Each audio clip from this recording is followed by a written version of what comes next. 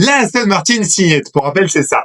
Bon, au mieux ça vous titille, vous demandez ce que c'est. Mais si je vous dis par contre qu'une version V8, oui, c'est improbable, est à vendre, allez, vous êtes intéressé, allez, on en parle dans cette vidéo. Il fut un moment où la gamme Aston Martin était composée uniquement de V8 ou de V12. Un peu comme aujourd'hui, finalement. Sauf qu'en 2011, l'Union Européenne impose aux constructeurs d'abaisser leur émission globale de CO2. Alors pour des marques comme Bugatti ou Lamborghini, ça va, ils ont la société mère Volkswagen, ou à l'époque FCA dirige encore Ferrari. Mais pour une marque comme Aston Martin, qui sont tout seuls et du coup n'ont pas de petits moteurs pour abaisser ce fameux niveau global d'émissions de CO2, c'est un peu compliqué. Donc du coup, on a l'idée d'introduire un tout petit moteur, le fameux 4 cylindres de la Toyota IQ. Et finalement, tant qu'à faire, on ne reprend pas que le moteur, on reprend la Toyota IQ elle-même. Mais attention, chez Aston Martin, au marketing, on est super confiant. On lance la Signette pour proposer la première micro-citadine de luxe et non pas cette histoire d'émission de CO2. C'était tellement improbable qu'on a pensé à un poisson d'avril, surtout qu'au début, Aston Martin dévoile ce modèle en tant que concept car, peut-être pour dire, ouais, vous avez vu, on a fait un peu de R&D. Pour les hauts placés d'Aston Martin, visiblement, il n'y a pas qu'à au marketing qu'on était un petit peu aveugle. On lui prédit un avenir flamboyant, 4000 unités de vendues par an. Spoiler, il s'en vendra 800 à peu près.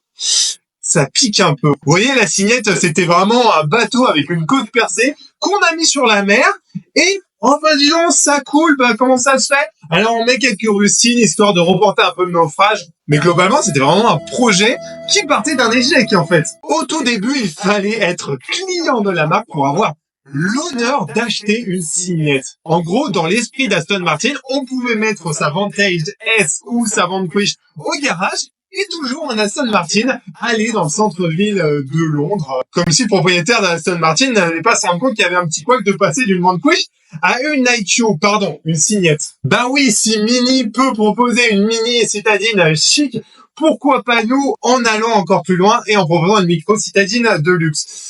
Spoiler, les clients d'Aston Martin n'étaient pas prêts à débourser 4 fois plus cher pour une Toyota IQ. Alors, première rustine, du coup, pour reporter ce fameux naufrage, on ouvre les carnets de commandes à tout le monde. Et encore une fois, ce n'est pas l'intérieur garni de cuir d'Alcantara, la peinture qui nécessite 50 heures de travail pour être au standard d'Aston Martin. Bref, sorte de rafistolage ou surtout de maquillage d'une IQ qui va séduire les clients d'Aston Martin et même ceux extérieurs à la marque. Et du coup, vous vous en doutez que le bébé signe ne décolle pas. Si on prend en compte le demi-flop de la Rapide, et même si la DB11 tente de sauver les meubles au niveau du marché, on est reparti encore une fois chez Gaydon pour un tour de rachat et d'investisseurs qui arrivent de nouveau pour sauver la marque. C'est compliqué l'histoire d'Aston Martin.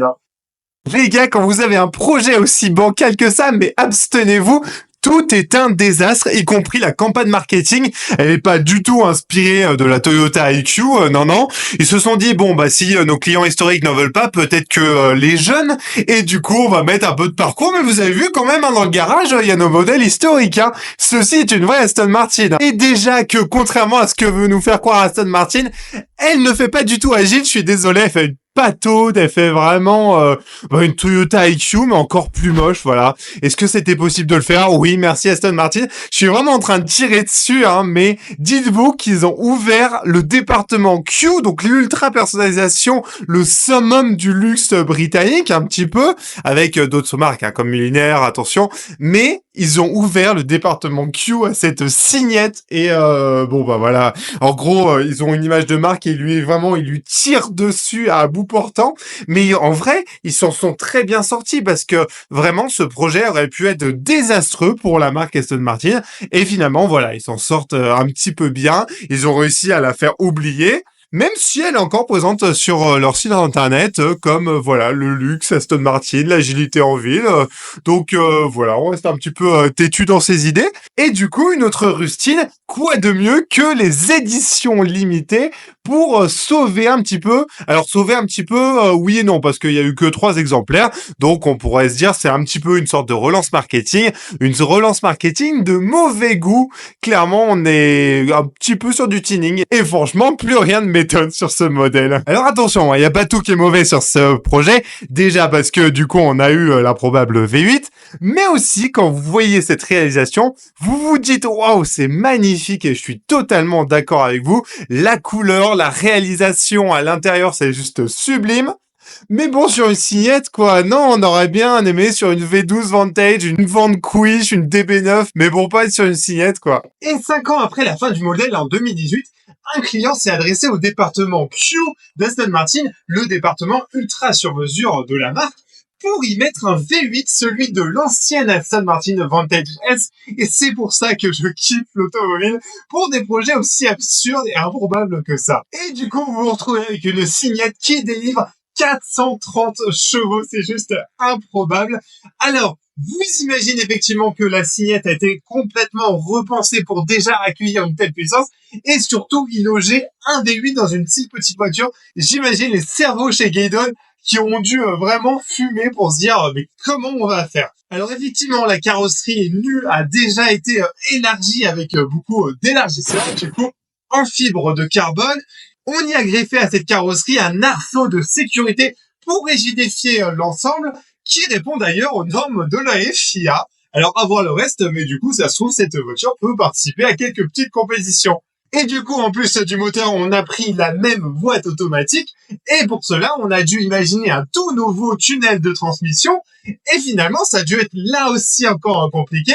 Comment le raccourcir pour l'adapter à la taille d'une signette. Les freins aussi et des éléments de suspension et les sous-châssis aussi viennent de la Vantage S.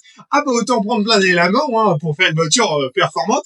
On sent quand même qu'à l'époque, c'était un peu tendu à niveau budget, puisque ça sent vraiment le projet artisanal et un peu recyclage, mais c'est ce qui fait aussi le charme de marques comme Aston Martin. Allez, je vous prie, si on ferme les yeux, on peut avoir l'impression d'entendre une Aston Martin Vantage S. C'est mieux, et là, vous les ouvrez, tada, c'est une signette V8. Ah bah, c'est encore mieux, puisqu'on a emprunté le système d'échappement. Mais figurez-vous, au Japon, et c'est ce qui a sans doute inspiré notre client, 3 versions de la IQ préparées par Geizu Racing ont existé. En 2009, Toyota dévoile la Toyota IQ GRMN pour Toyota Geizu Racing Master of Nürburgring. Rien que ça. Et c'est 3 ans après, 1 an du coup après l'arrivée de la signette, qu'une version de 100 exemplaires est dévoilée. Est-ce qu'il y a une petite concurrence qui se profilait? Évidemment, quelques petites modifications la rendent un peu plus sportive, et pas que le kit carrosserie d'ailleurs. Les suspensions étaient raffermies, les freins aussi, le châssis encore plus affûté. Bon, pour l'instant, ça fait un petit peu projet tuning, mais les ingénieurs ne tardent pas à dévoiler une nouvelle évolution, la Toyota IQ GRMN Supercharger. En fait, on y a greffé un compresseur qui passe du coup l'évolution à 130 chevaux. Et 130 chevaux pour une tonne, ah bon, on commence à avoir un rapport poids-puissance assez intéressant. Alors oui, effectivement, on a un surcoût de 6 000 €, mais ne vous inquiétez pas. Pour cela, on a encore un châssis plus affûté, des suspensions encore plus rigides, des freins encore plus importants. Bref, on a pris quasiment un peu le savoir-faire de Toyota dans la compétition et on l'a injecté dans cette Toyota IQ. Et en plus de ça, bah autant y aller jusqu'au bout. Vous voulez de la sportivité, autant faire un kit carrosserie délirant. Et du coup, vous avez une Toyota IQ encore plus surévoluée et encore plus absurde. J'imagine tellement les ingénieurs Toyota qui ont jeté ce qu'ils faisaient en Angleterre avec leur IQ, une signette, bah autant faire un projet aussi improbable si les Anglais le font.